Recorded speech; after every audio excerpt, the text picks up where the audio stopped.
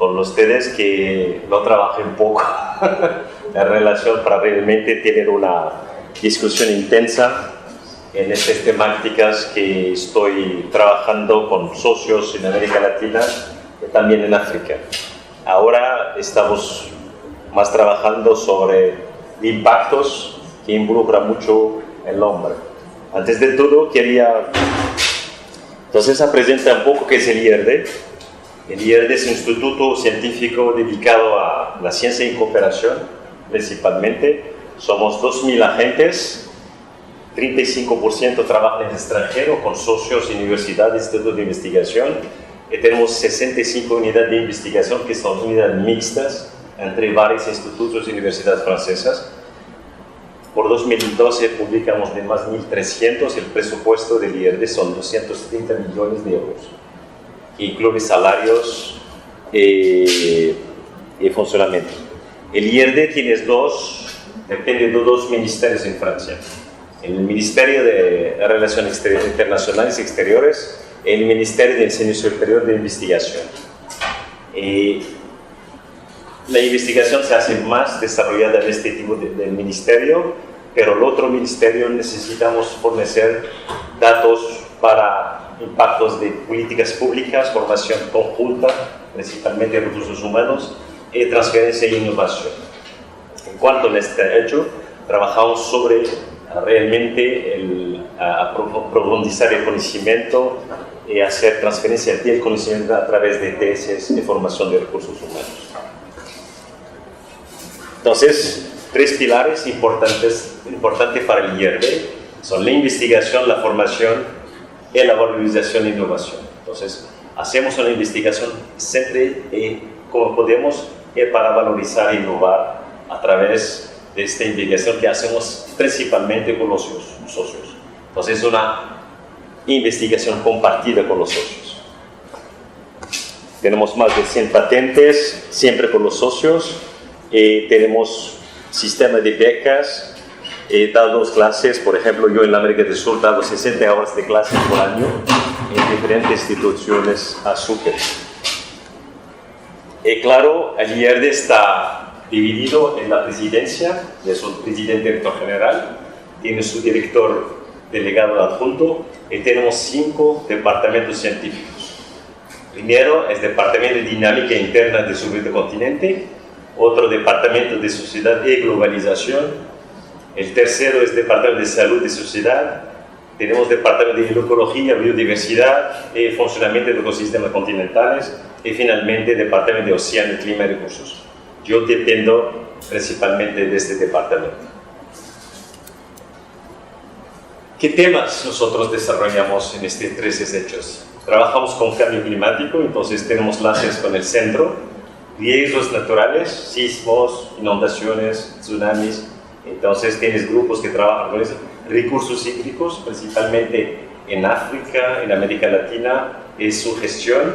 Trabajamos en gestión de ecosistemas de recursos biológicos, biodiversidad, seguridad alimentaria y extracción minera. Y en la sociedad, desarrollo de vulnerabilidad, disponibilidad y lucha contra la pobreza, migración, identificación e enfermedad, dinámica de los vectores. Lo sabemos que esto depende realmente del cambio climático y también del cambio ambiental. Aquí tenemos más o menos equilibrado, tenemos 300 investigadores e investigadoras, ingenieros en cada parte de estos hechos científicos. Aquí son las representaciones del IRD en el mundo.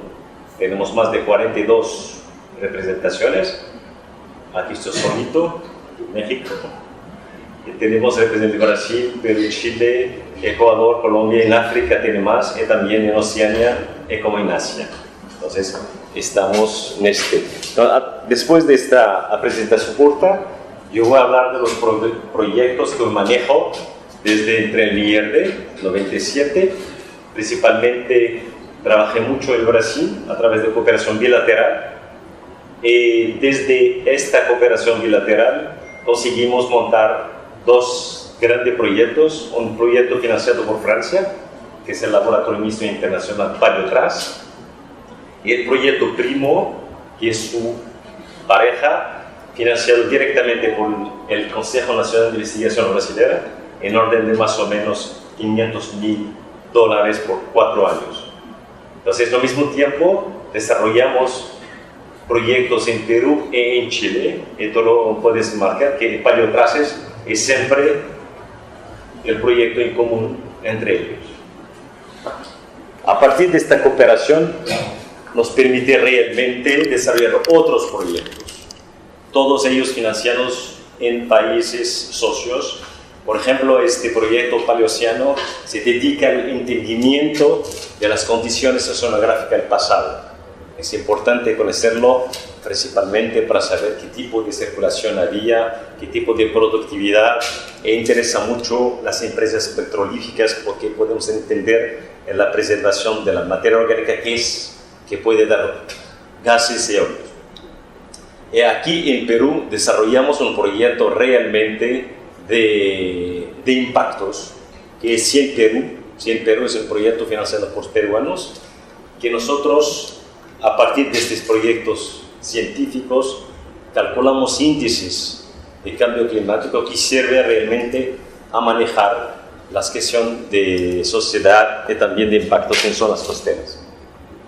¿Qué es Paleotraces? Paleotraces tiene 3 objetivos principalmente de investigación, que es encontrar marcadores continentales y marinos para reconstruir el clima del pasado y la paleoceanografía del pasado y usar los modelos físicos climáticos comparados con escenarios para poder realmente usarlos para hacer una proyección en el futuro.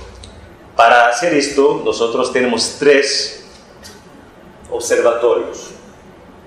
Es importante, tenemos observatorio de transporte eólico para entender y reconstruir la fuerza del viento. Tenemos trampas de sedimentos para entender el proceso de sedimentación en sistemas acuáticos, marinos o lacustres. Y tenemos también mantenimiento en cuevas para entender el proceso de precipitación en masas de agua, en masas de aire que realmente permite a nosotros entender la hidrología regional. Entonces, este es Paleotraz.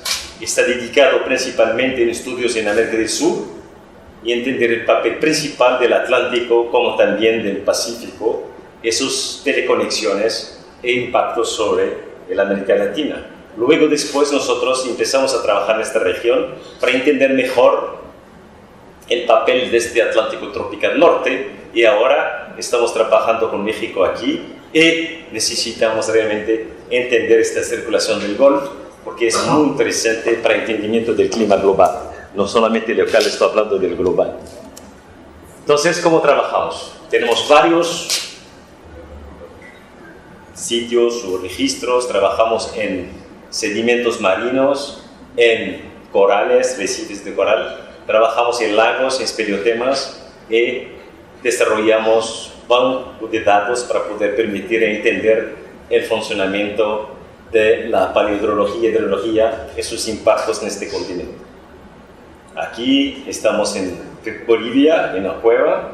Aquí es una campaña de testigo de 6 metros en la costa peruana, y aquí el Brasil en el lago de Amazonia estaba más delgadito aquí que ahora. Y aquí con mi estudiante, con algún socio trabajando sobre corales. Lo voy a explicar todo lo que estamos haciendo con esto. Pues bueno, como ustedes saben que el océano representa casi 70% de la superficie, tiene 97% de agua de la Tierra. Entonces el océano es un regulador realmente del clima, y nosotros nos interesamos a su funcionamiento para entender su papel principal en el cambio climático y cómo él sobre la circulación regula este cambio climático. En escala muy global, para hacer un balance, tenemos en regiones tropicales un balance positivo de la energía captada en la Tierra. Y luego después tenemos balance negativo en las regiones polares. Entonces, si tenemos balances positivos, balances negativos, y como la Tierra es un sistema cerrado, automáticamente tenemos distribución de energía. ¿Y cómo se hace esta distribución de energía? A través de dos sistemas, en la atmósfera y el océano. Entonces, si nosotros queremos entender el cambio climático, tenemos que entender bien en escala local, global y regional estos balances. Pueden ver que la atmósfera tiene más capacidad y potencialidad de distribuir la energía de manera rápida. Y como lo saben, tenemos dos tipos de circulación, la Worker y la Hadley, que transporta esta energía a través de masas de aire. Como también tenemos esta circulación, que se llama circulación termohalina, que es responsable realmente para distribuir la energía en nuestra Tierra. Entonces, cualquier alteración de velocidad de esta circulación cambia automáticamente el clima. Le vamos a hablar después qué tipo de mecanismos pueden alterar esta circulación. Pero, por ejemplo, si una agua sale aquí, hace un ciclo de casi 1000 años para cerrar en la circulación. Y había mecanismos importantes que dejaron esta circulación más lenta en esta región, con más energía y más energía que transformó realmente en balances positivos de precipitación. Ahora voy a hablar más del concepto de cambio climático. Aquí lo pone dos curvas, una curva azul y una negra. Esta curva azul y negra son dos forzantes. Los modelos físicos matemáticos que ellos hacen con su computador sin ir al campo, entonces ellos usaron dos forzantes naturales, la energía solar y el volcanismo. Son dos fenómenos muy importantes del cambio climático. Y pueden ver que realmente los datos de temperatura medidos no son paralelos y coinciden a partir de los años 1950. Hay una divergencia, los datos de temperatura medidos aumentan, pero el modelo climático no está reproduciendo estas situaciones usando las fuerzas naturales, solamente naturales. Cuando nosotros metemos más un forzante, que es los gases de efecto invernadero, las dos curvas son paralelas, entonces muestra que el cambio climático es real, está con nosotros, no algo que no podemos dejar de lado, y lo podemos discutir después de aquí. Entonces, este cambio climático existe, pero nuestra Tierra pasó por varios cambios climáticos en escalas de 600.000 años. Aquí tenemos tres curvas de CH4, metano, CO2 y delta deuterio, que puede reproducir la temperatura a partir de registros en testigos de núcleos de hielo en la Antártida. Y muestra que la Tierra pasó por varios ciclos glaciares e interglaciares.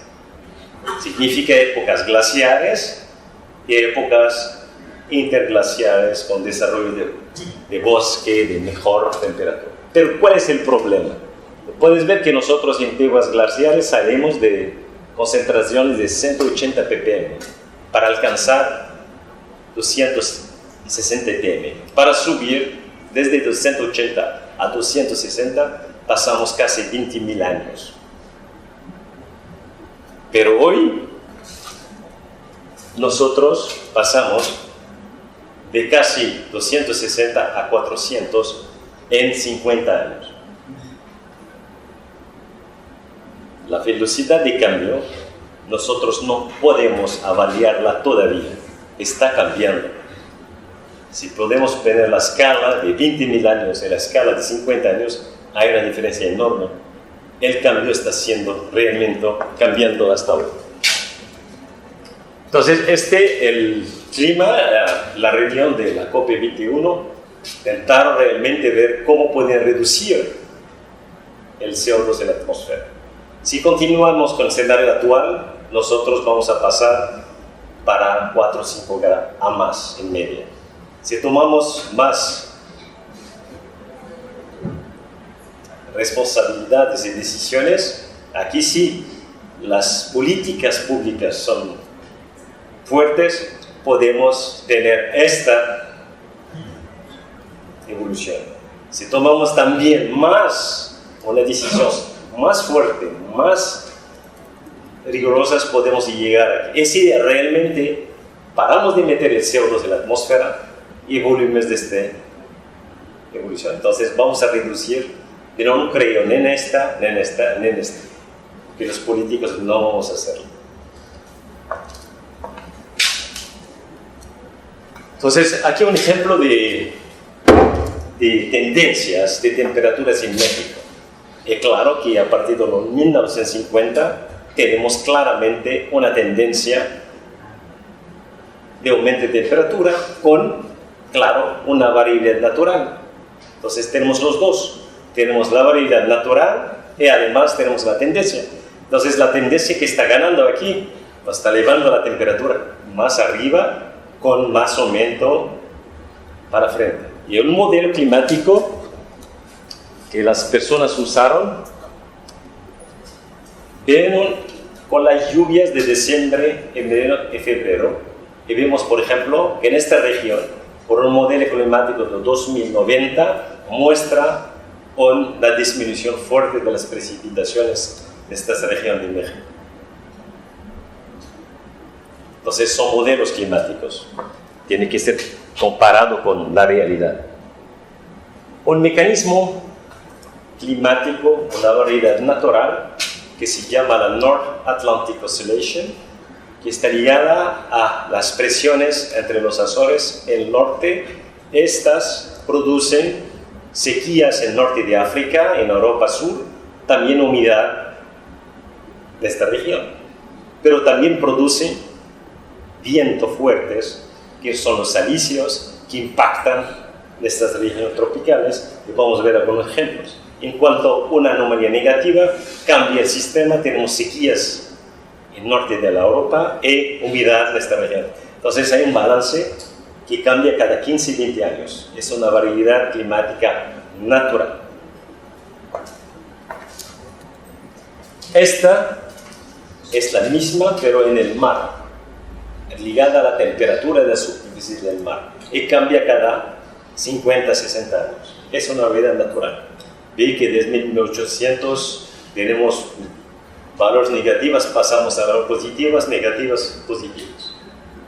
Pero con cambio climático cambia la cosa. El cambio climático está forzando el aumento y diluyendo la variabilidad natural. El trabajo que nosotros estamos haciendo es entender estos procesos. Y si ponemos la variabilidad global de la temperatura de la superficie del mar, está cada vez más intensa. Entonces ahora voy a intentar dar algunos ejemplos de impacto de este tipo de variedad natural. En el Brasil, nosotros trabajamos sobre el Atlántico tropical norte, que se llama, lo definimos como caja B, y el sur como caja sur. Y calculamos índices. El índice está siempre calculado por la diferencia de temperatura entre esta región y esta región. Entonces podemos ver que a veces esta región es más caliente que esta, que también el contrario, y tiene una variabilidad de más o menos 15 años, que está definido como el índice tropical del Atlántico. Y lo comparamos con la cantidad de lluvia en una ciudad que se llama Fortaleza. Y puedes ver que cuando tenemos más lluvias aquí, tenemos el índice negativo. Significa que cuando tenemos temperaturas más altas aquí, tenemos más evaporación y más transporte de masas de aire dentro del continente y lluvia. Y claro, cuando tenemos índice positivo, no tenemos lluvia en esta región. Entonces, si alguna persona quiere hacer una planificación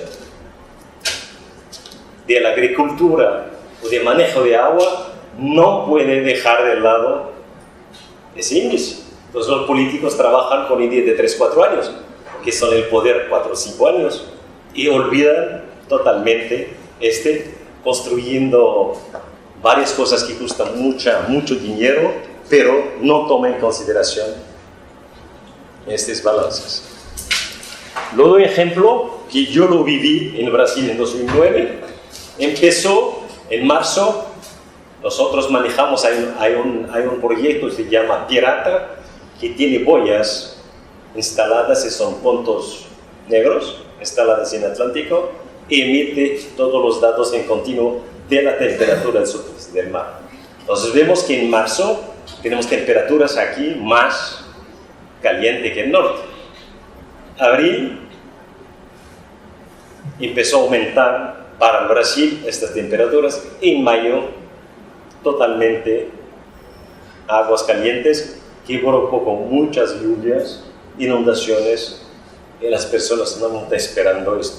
Puedes ver que Fuentes con está construyendo de una manera más o menos. Entonces, estos eventos que nosotros llamamos de eventos abruptos, llega rápido, puede en un mes, casi 2 meses, las temperaturas se quedaron más calientes y provocaron este tipo de daños. Es siempre... ¿Es cerveza o agua o tequila? Entonces, es siempre importante de tener un abordaje local. Siempre es importante tener en la cabeza que nosotros trabajamos en Villahermosa, pero las cosas que pueden impactar Villahermosa u otro lugar son cosas muy globales. Ejemplo simple, aquí son las temperaturas de esta región. Entonces vemos que la temperatura desde 1970 está aumentando, pero tenemos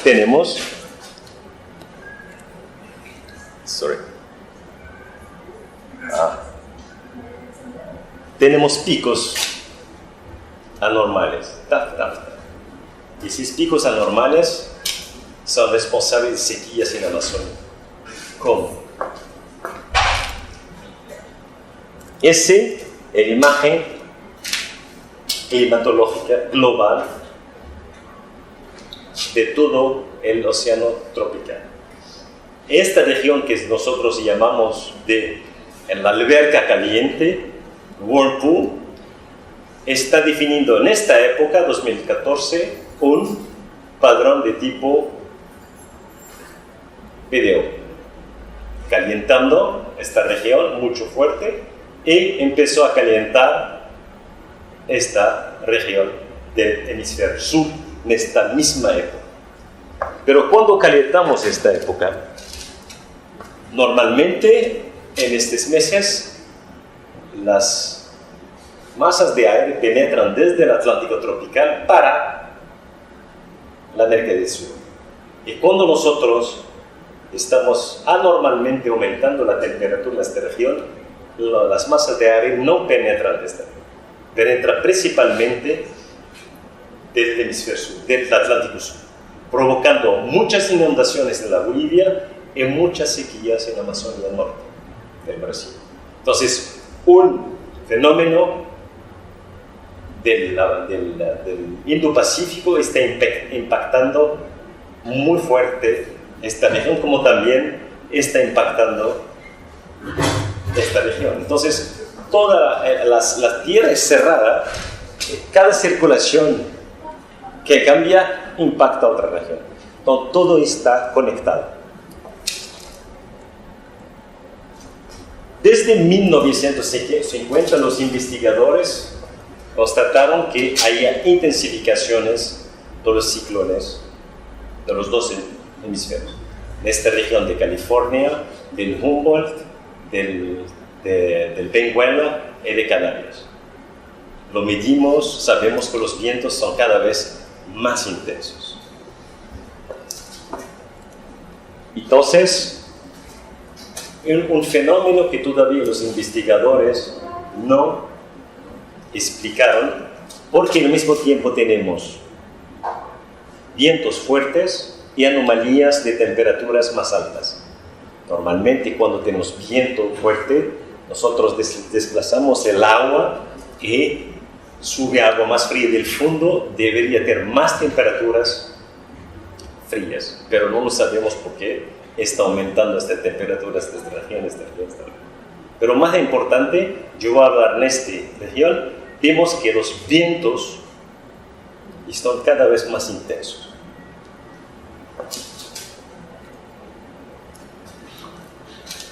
Todo del año ha sido dividido en dos épocas. Agosto es el invierno del hemisferio sur. Tenemos vientos siempre intensos en relación hasta esta época. En febrero, que es el verano, tenemos vientos más fuertes. Por esta razón, lo hablé ayer, que es importante tener este tipo de datos. Pero, ¿qué provoca este tipo de viento? Primero, provoca erosión de la línea de costa. Es algo rápido, es algo de 6 meses, un año podemos realmente acabar con la línea de costa. Y este tipo de problema está impactando Brasil, Guyana, Colombia, Haití, Cuba, todos tienen el mismo problema. Yo no conozco los datos aquí, pero puede ser el mismo, creo. Entonces, otro ejemplo importante, y creo que es importante mirarlo aquí en México, en que son de manglares. Entonces, aquí, por ejemplo, es una imagen de 1958. La biomasa de manglares está en amarillo. Estamos en Atlántico, en la zona de Natal, Fortaleza. Y lo puedes ver que en 2004 aumentó mucho la biomasa de manglares. ¿Por qué? Porque había disminución de las precipitaciones de la región y también con estos vientos fuertes el mar penetra y si queda ahí, entonces el balance agua dulce, agua salina, y el límite está más dentro del río y provoca totalmente este cambio rápido de biomasa que provoca impactos biogeoquímicos importantísimos. Puedes ver que cuando tenemos lluvias secas cambia totalmente el balance del mercurio, que es un elemento tóxico que puede transferir en la cadena alimentaria a través de peces y a través del consumo. Entonces, un mecanismo global puede impactar no solamente los procesos biogeoquímicos, también los impactos sociales. Los pescadores no pueden más vender este tipo de pescado, entonces tienes que ver otra fuente de recursos o migrar en ciudades grandes. Este paper lo publicamos en 2016 en BioGeoScience, que es una otra prueba que el clima está afectando fuerte a los ecosistemas. Tenemos 1, 2, 3, 4, 5 curvas. La primera es la anomalía de temperatura de la superficie del mar en el Atlántico Sur. Aquí tenemos Z-score, varios registros del crecimiento de los corales en varios sitios. Y vemos que desde 1950 los corales están creciendo cada vez menos. En esta región entonces, son 3 regiones, desde el norte del Brasil hasta el sur. Y lo queremos entenderlo porque tenemos aumento. ¿Cuál es el proceso que domina o controla este aumento de temperatura que impacta estos corales? Empezamos a trabajar con estadística. Pegamos todos los datos globales y fuimos en la Antártida, donde este es el hueco del ozono. Entonces, cada vez que el hueco del ozono está grande, en rojo, tenemos vientos, Alicia, vientos de westerlies más intensos. Es normal, si ustedes tienen un hueco, fuera, dentro, la presión no es la misma y crea una intensificación del viento. Cada vez el viento quiere entrar en el hueco, por esto tenemos vientos más fuertes. Entonces, este viento es más fuerte que nosotros decimos de vientos zonales, estos vientos que vienen de África para América Latina. Son estos vientos. ¿Y qué hacen estos vientos? Estos vientos hacen que van a dejar las aguas más calientes de la corriente costera del Brasil cada vez más hacia encima de la costa. Entonces tenemos acúmulo de aumento de temperatura y los corales no resisten este aumento. Y esto que está realmente impactando los arrecifes corales en la costa del Brasil. Entonces es un evento que tiene ese impacto local, pero su origen es muy lejos del Brasil. Entonces tenemos siempre, a partir de fenómenos locales, ver qué tipo de mecanismo controla los cambios locales. Que es lo mismo que esta región que está impactada de los manglares. Eso le interesa mucho a México. Claro que cuando llegué en julio lo viví personalmente. Entonces es un estudio de un grupo americano, muestra realmente que las temperaturas del Atlántico es importante y genera los ciclones. Esta es la frecuencia de los ciclones comparada a la anomalía de temperatura en esta región. Y estas son las trayectorias de los ciclones. Entonces se generan aquí y entran siempre. Entonces si nosotros manejamos bien esta región, por esto es importante los observatorios, podemos en épocas tener más frecuencias de ciclones, en épocas menos ciclones. Pero vamos a tener siempre ciclones porque es algo natural. Pero claro que como depende de la temperatura, si la temperatura está aumentando, la frecuencia de los ciclones va a aumentar. Entonces no podemos quedar llorando, construyendo casas en las trayectorias de ellos. Tenemos que pensar mejor. Entonces lo mostré más ejemplos de este siglo. Ahora, ¿cuál es la importancia de estudiar el pasado? Aquí estamos en un barco del Instituto del Mar del Perú, donde sacamos un testigo de 6 metros para estudiar el cambio de las condiciones oceanográficas del pasado y intentar entender cómo cambia y qué relación tienen esos cambios y cuál fue el impacto natural. Porque hay cambios naturales que nosotros podemos entender, pero hoy tenemos que deconvoluir el señal, saber qué es natural, qué es impacto del cambio climático. Entonces, para estudiar el pasado tenemos núcleos de kilos, tenemos corales, tenemos árboles, tenemos peliotemas en las cuevas. Por eso pregunté ayer si hay cuevas aquí. Y claro que cada uno de ellos puede ayudar a nosotros a entender los mecanismos climáticos hasta 1 millón de años o hasta 100.000 años. Entonces nosotros en este LMI Paleotraces estamos usando todos este tipo de registros para entender el cambio climático. Y también los datos instrumentales e históricos son importantes. Y cada vez que podemos medir a partir de hoy, es importante. Es medir, tiene que medir.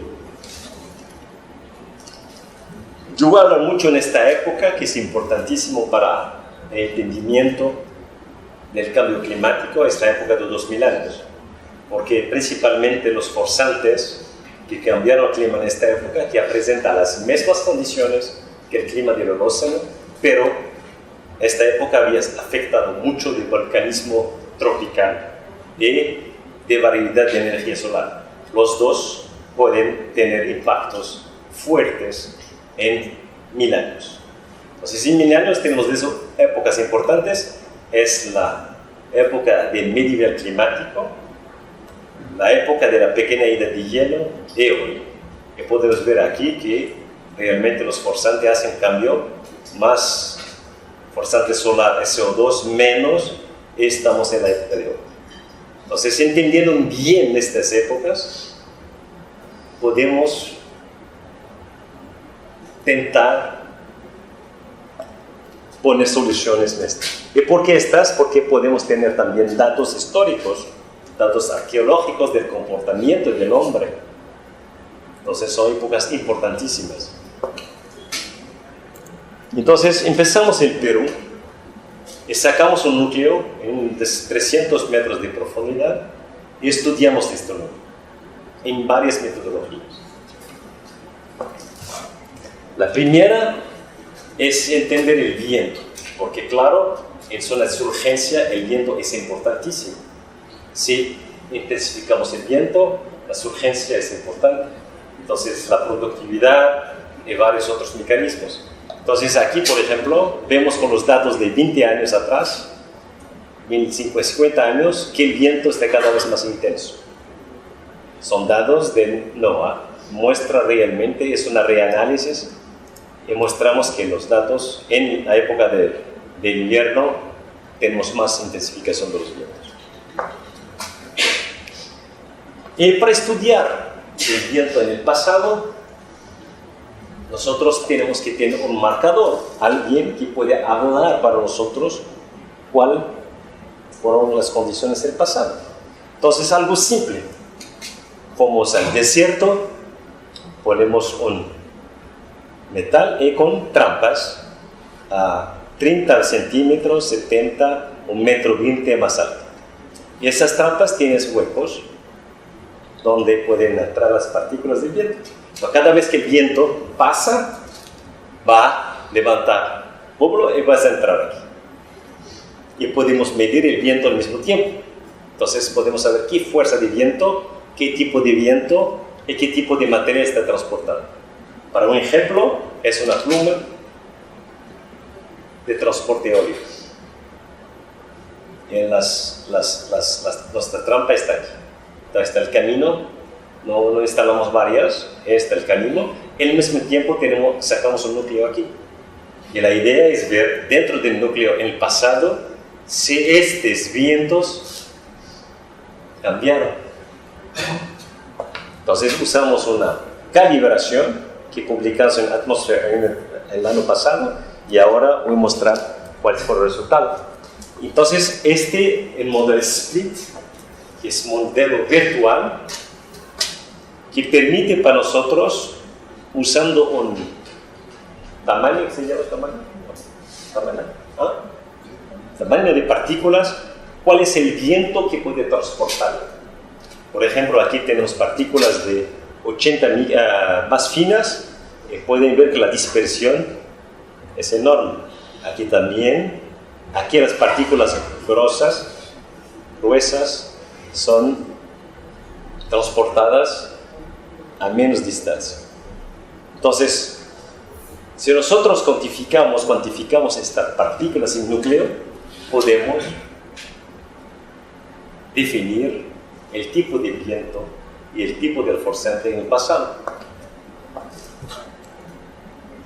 Este es una reanálisis que muestra que las condiciones donde este viento se intensifica, cuándo se intensifica, y demostramos que el viento se intensifica cuando tenemos condiciones de tipo El Niño, porque cuando el Niño se calienta el continente, el mar, tenemos una diferencia de temperatura entre el mar y el continente, y refuerza realmente vientos que son vientos paralelos a la costa, luego después son perpendiculares a la costa. Y claro, decidimos estudiar estos vientos en el pasado. Porque es interesante regiones, puedes verla aquí, lo hablamos ayer, que son zonas caracterizadas por un mínimo de oxígeno.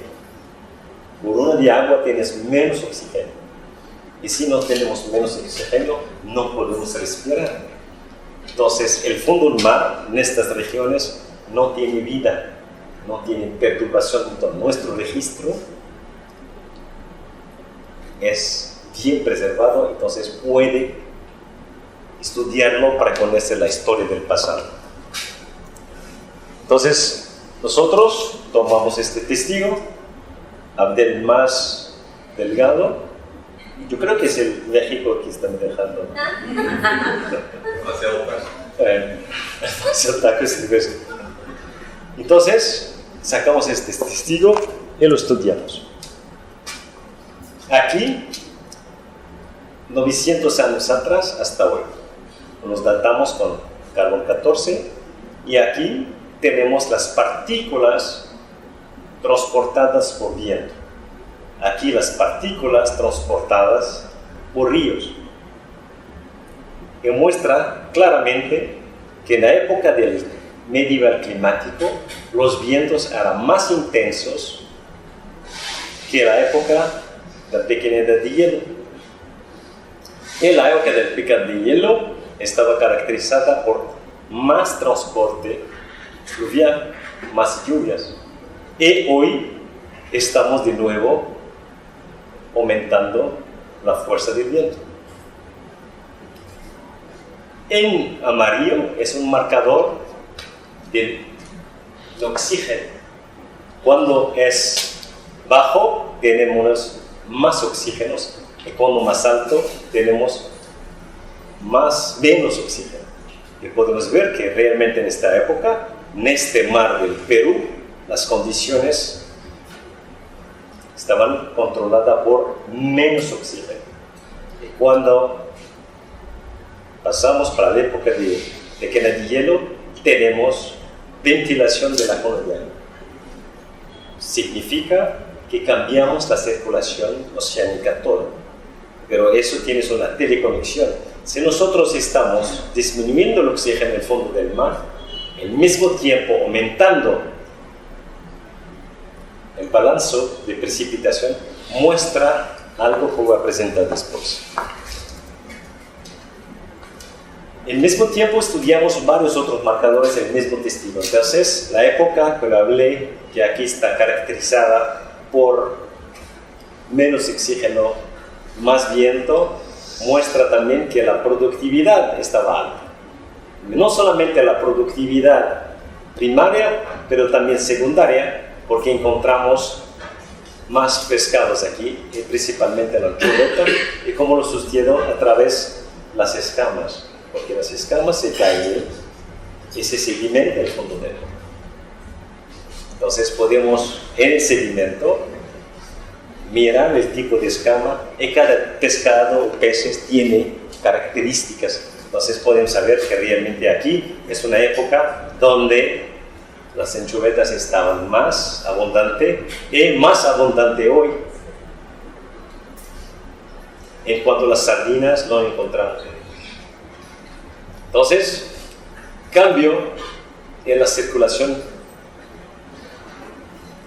oceánicas, como también cambio en la atmósfera, porque la lluvia es un marcador atmosférico y cuando productividad y todo es marcador del océano. Pero vemos que los cambios son paralelos, entonces hay teleconexiones entre el mar y la atmósfera. Y estudiamos también, desde 1950, nosotros cuantificamos la productividad primaria en dos tipos de productividad primaria.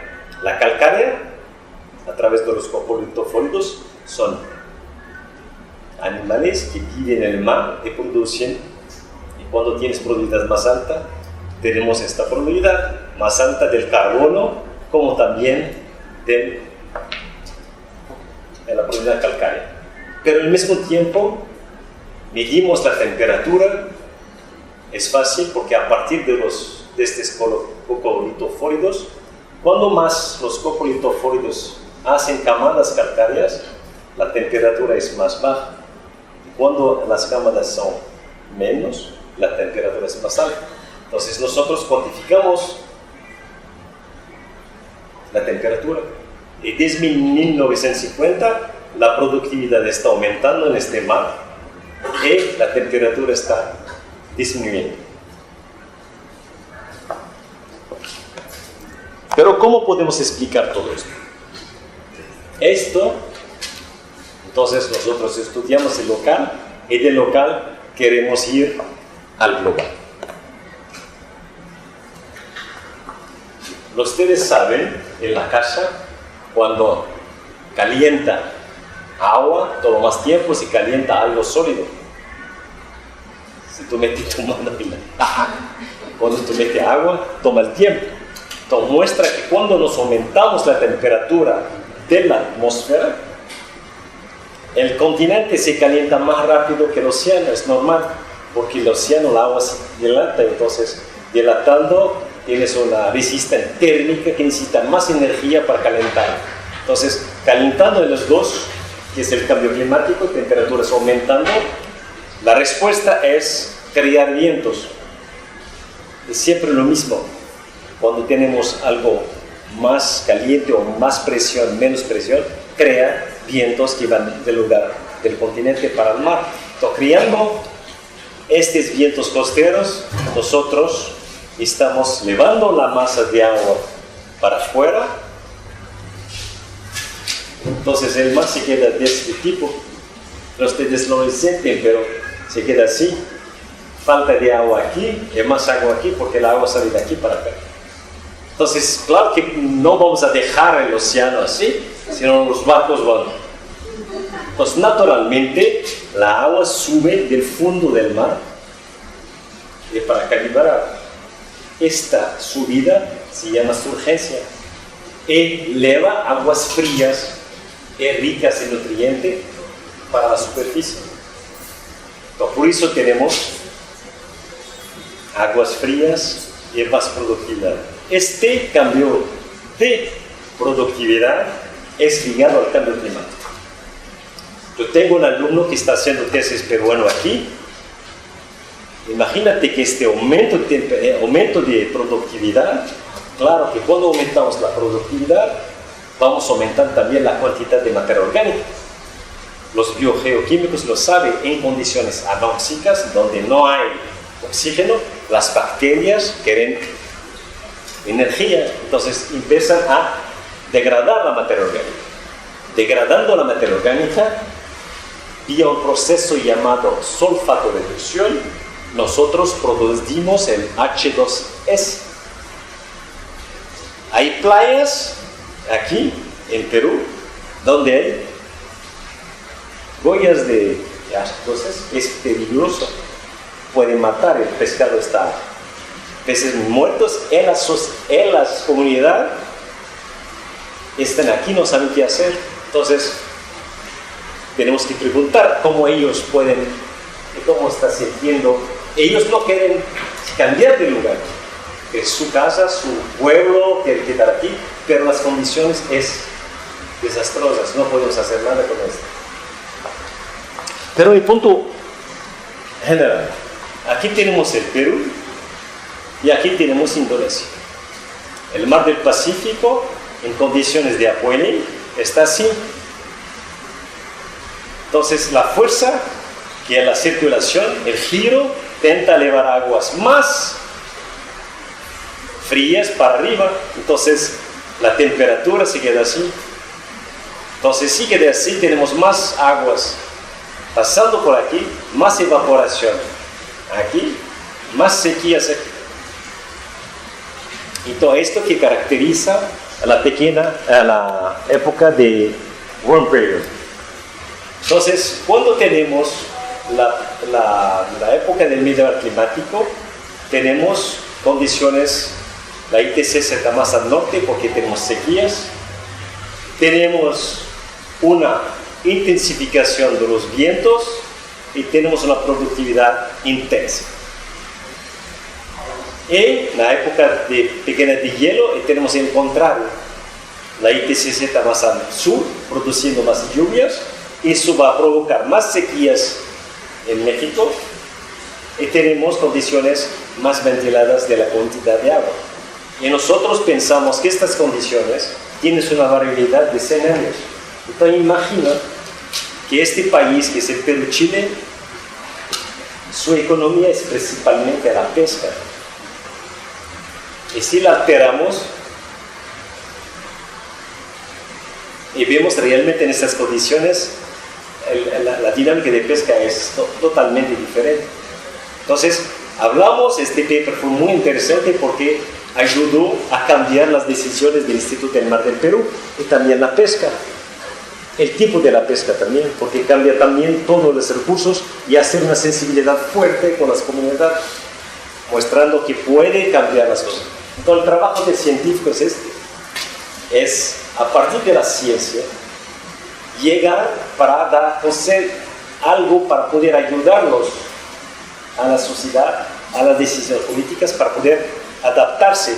No vamos a mitigar el CO2, no vamos a cambiar nada, pero tenemos que adaptarse al cambio climático, cambiar nuestra manera de vivir. Esto es muy interesante porque estamos en este ejercicio con modeladores físicos de la circulación. Tenemos aquí el Whirlpool, Indonesia. Aquí tenemos la costa de Perú y aquí tenemos México. Y aquí es la profundidad de la termoquina. La termoquina es el límite de cambio de temperatura en el fondo del mar. Puede bajar como puede subir. A veces podemos encontrar 20 grados a 300 metros de profundidad, a veces sube a 50 metros de profundidad. Entonces, este cambio es este. Entonces, vemos que a través de 1000 años atrás cambió totalmente esta termoquina y está hoy más somera, arriba, que esta época. Por esto nosotros estamos pensando que esta época de los 900 años atrás es realmente igual a hoy. Y si queremos entender hoy bien, tenemos que estudiar bien la época de 900 años. Su variabilidad, los impactos, las costumbres, cómo el hombre se comportó. Esta época es una época clave para el entendimiento de qué está pasando. Entonces ahora voy a salir del mar y voy al continente. Ayer hablé de cuevas. ¿Por qué hablamos de cuevas? Porque cuando cae la lluvia, tenemos el hidrógeno y el oxígeno. Este hidrógeno y el oxígeno van a pasar en suelo, penetra en formaciones calcáreas, disuelta calcita o aragonita y se queda un elemento disuelto que va a entrar a la cueva y va a encontrar condiciones de precipitaciones. Cuando precipita va a formar de nuevo CaCO3. Solamente este O viene de aquí, principalmente. Entonces este oxígeno marca bien las condiciones de la atmósfera. Entonces nosotros entramos en cuevas. Estoy aquí. Creo que Perú también impactó mi vida. Y sacamos estalagmitas. Estalagmitas, ella que vienen del bajo para arriba. Las estalactitas es estas, de arriba para abajo. No son buenas. Las estalagmitas sí. Entonces, nosotros colectamos estalagmitas. Aquí es mi exalumno que es investigador en Perú. Y intentamos estudiar el oxígeno y el isótopo del oxígeno para poder ver cómo la lluvia cambió en el pasado. Es un trabajo hecho por un grupo americano y puedes ver que este oxígeno cambió. Cada vez que el valor es más negativo, muestra que ustedes tienen una muy fuerte evaporación, lluvia. Cuando los valores son más positivos, muestra que tenemos sequías. Entonces, en esta época del medieval Climate Anomaly, tenemos más sequías que la pequeña edad de hielo en la América del Sur. La lluvia aumentó de 30% en relación a la época de hoy y a la época de 900 años. Y si aumentamos 30% del balance hídrico en una región, es algo fuerte. Y trabajo con arqueólogos de esta zona de Perú, muestro realmente un comportamiento completamente diferente entre esta época y esta época. No había resistencia, había cambio. Por ejemplo, hoy en día, si quedamos en Chihuahua o en Sahara, las poblaciones pueden vivir realmente 50 años en estas condiciones. Pero ellos no. No lo sabemos por qué, porque cambiaron de costumbre, cambiamos de lugar, cambiaron de todo. Entonces, este pueblo migró de esta época en esta. Tenemos que estudiarlo. La realidad es importante. Lo mismo en Perú, había cambio fuerte de las precipitaciones que aumentaron también de casi 20% en relación a esta época. Esta época muestra realmente que el balance hídrico aumentó, pero esta época es casi a 300 años de hoy.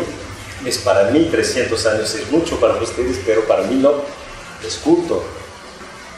Entonces, para poder emprender muchas cosas en relación a esta época de hoy, tenemos que estudiar bien 900 años atrás. Por esto estaba muy interesado en el núcleo que demuestraste. Pero el problema no es la cantidad de lluvia. No solamente esto. Hay otro problema. Aquí, Mercedes, hasta aquí. Esto para ti. Aquí nosotros, a partir de estos estudios,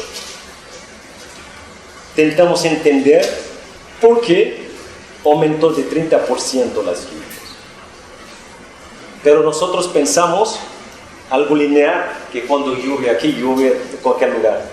Entonces intentamos tomar la cantidad de precipitaciones registradas en todas las estaciones meteorológicas con datos globales. Por ejemplo, aquí en Villahermosa o en otro lugar, si hay estación meteorológica, datos medidos, lo podemos organizarlos, filtrarlos y hacer un cross correlation con datos de presión, de temperatura y todo. Y cuando cruzamos estos datos, encontramos un patrón importantísimo que es el PDO. PDO, cuando el Pacífico norte y sur se calienta. Pero también encontramos un patrón entre el Atlántico norte y sur. Aquí tenemos más temperaturas altas, más temperaturas bajas. Entonces tenemos dos patrones que están trabajando en conjunto. ¿Y qué son esos patrones? Además de disminuir la lluvia, el patrón de distribución de la lluvia en América del Sur no es el mismo. Aquí tenemos menos lluvias y aquí tenemos más. Piensan conmigo, solamente piensa en el rojo. En rojo podemos cambiar la cantidad de lluvia. Podemos tener más lluvia, menos lluvia. Es relativo, es una anomalía. Pero en 40 años, podéis ver que cambió el patrón. Tenemos más lluvia en este lugar que en este lugar. Entonces tenemos balances. Entonces, ¿cómo podemos tomar decisiones en relación a agricultura, no sé, construcción de represas, no lo sé, sin tomar en cuenta este tipo de trabajo? Porque el gobierno tiene que tener estrategia largo, corto plazo. No es posible solamente trabajar con corto plazo. Este relatorio se fue al Centro de Gestión Estratégicas del Brasil, que ellos apoyaron para hacer esta investigación. Entonces nosotros pasamos el informe para ellos. Y claro que ahora vamos a ver que nosotros, para poder intentar ver cómo cambió el pasado, a partir de las cuevas, estos son los datos. El rojo es una curva de datos medidos. Y la curva negra es el isótopo del oxígeno que refleja la cantidad de lluvia a partir de la cueva. Nosotros tomamos una estalagmita de 100 años y hicimos la construcción de las lluvias y podemos ver que realmente las cosas son paralelas. Y a partir de ahí, nosotros calibramos nuestro registro. Y ahora vamos al pasado. Vamos a ver qué ese fue el pasado. Entonces, en el pasado... no sé dónde. Bueno, no sé dónde meterla esta curva. Bueno, solamente para mostrar, no sé dónde cambié. Estos son los riesgos de cambio. Entonces, el pasado, mostramos que esta época de hoy, con padrón diferencial entre el nordeste del Brasil y la Amazonía occidental, es lo mismo que 900 años atrás. Lo demostramos. Entonces, ahora estamos trabajando sobre los impactos. Cómo impactó la vida, por eso precisamos trabajar más personas de ciencias sociales, que es importantísimo. Nosotros llegamos al resultado, pero no sabemos usarlo, no sabemos llegar a la sociedad.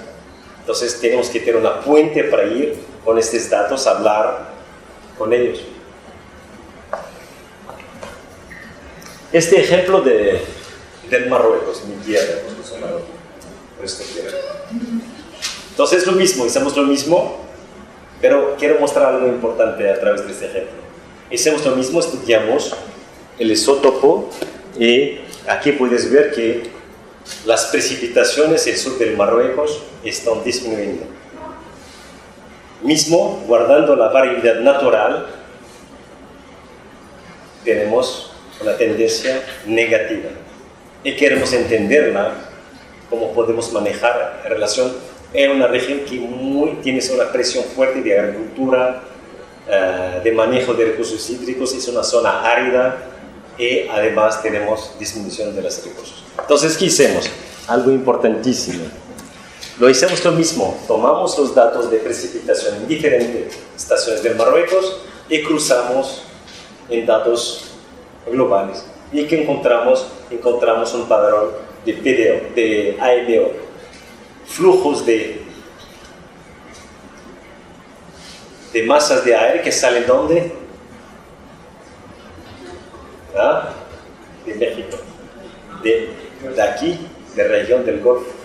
Y estos vienen transportando humedad para esta región y vueltan con aire seco.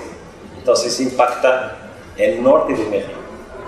Con un amigo que trabaja en la UNAM, vemos que este patrón provoca humedad aquí y sequía aquí, y a veces se invierte, tenemos más sequía al norte, más humedad, más sequía hacia el sur y más humedad al norte. Es una variedad natural.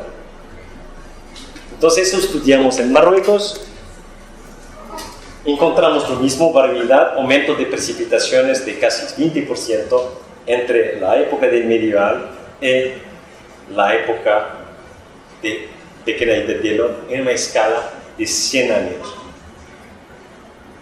Cada 100 años la variedad natural regresa. Entonces, y puedes ver que realmente hoy estamos entrando en la sequía. Eso es natural. Pero, como sabes que el impacto natural empezó en 1950, entonces yo voy a mostrar un ejemplo que muestra que estamos cada vez impactando las regiones semiáridas. Entonces, ¿qué hacemos? Estudiamos una cueva del norte y una cueva del sur. Aquí, en rojo, tenemos la variabilidad natural del AMO. Y aquí tenemos las precipitaciones reconstruidas a partir de los periodos.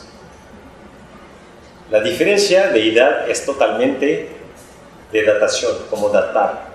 Hay un error de datación. Pero más importante que los dos varían en el mismo tiempo. Cuando fuimos al sur, esta curva verde son las precipitaciones reconstruidas. Esta curva roja son las temperaturas del hemisferio norte de la atmósfera. Y esta curva negra es la variabilidad natural. Puedes ver que la lluvia no está acompañando la variabilidad natural, está acompañando las temperaturas de la atmósfera. Esta es una prueba que aquí está mucho más impactado por cambio climático que el norte. Entonces, las regiones más húmedas tienen resistencia. En cuanto a las regiones áridas, semiáridas, son impactadas rápidamente. Entonces, una persona que vive aquí no tiene la misma calidad de vida que este aquí. Entonces, tenemos que pensar cómo gestionar los recursos hídricos, sabiendo que las regiones desérticas están se intensificando y la desertificación está ganando. Entonces, claro que tenemos que cambiar la gestión. No podemos comportarse aquí igual aquí, el mismo país. Pero la ley del país es una ley lineal. Infelizmente no se adapta al resto de la vida. Entonces, este libro que voy a pasar para ustedes, que se llama Impactos de Cambio Climáticos en una región que se llama Aquitania. Es un conjunto de trabajo que muestra cómo podemos hacer un abordaje para entender el cambio, su impacto, también para tomar en cuenta la economía, el desarrollo, el pueblo, lugar de habitación, casas, pillos. Es un libro muy interesante que voy a dejar por el profesor, y si ustedes tienen, porque es grande, tiene que tener una llave para poder hacerlo. Y ahora yo estoy haciendo un proyecto para el IERDE, para formar una red para poder trabajar sobre el cambio climático entre África y América Latina.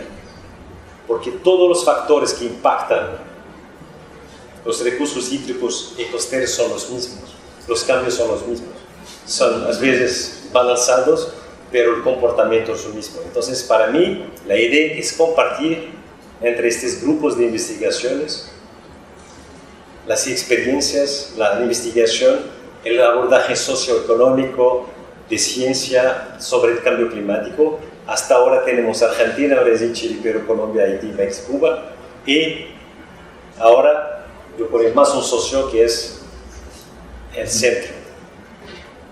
Y para terminar, lo agradezco mucho.